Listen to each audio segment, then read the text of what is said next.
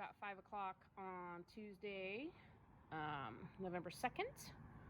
I have been able to get these posts moved, and get these deck boards installed. It's just amazing when you do a little bit of math and you know how to read a tape measure and divide by 2. You can put a post at the halfway point and you can notch a board and you can make it look right. So anyways, I've got to this point.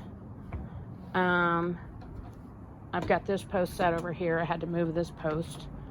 Wow, look at that. You can notch around a board. I've got this post ready to go in, but I had to remove that board underneath. And in order to do that, I had to remove all of these deck boards. So you can't get it up and over that. So, you know, all this stuff has to be moved and readjusted because he had a 3.5 inch board that he ripped rather than notching, and it just looked ridiculous. Especially when the post wasn't even centered halfway, when you can put that post anywhere. You could pick anywhere on this whole place to put it. There's no interference. Pick a middle, preferably the middle. That would be awesome. But apparently that's too hard for some people. They don't know how to read a tape measure and they don't know how to divide by 2. So anyways, I've spent the last 3 days taking this thing apart and putting it back together.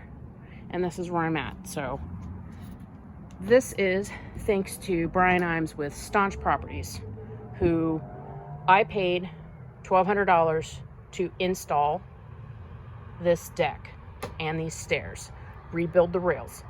Materials were here. All I had to do was show up and do it. But the guy can't read a tape measure.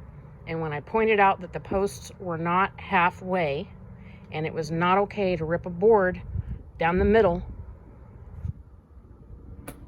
he bailed and went straight to the bank and cashed my check. So this is what he's left me with. This is what I've been doing for the last 3 days, is taking this thing apart and moving things. This was not even square.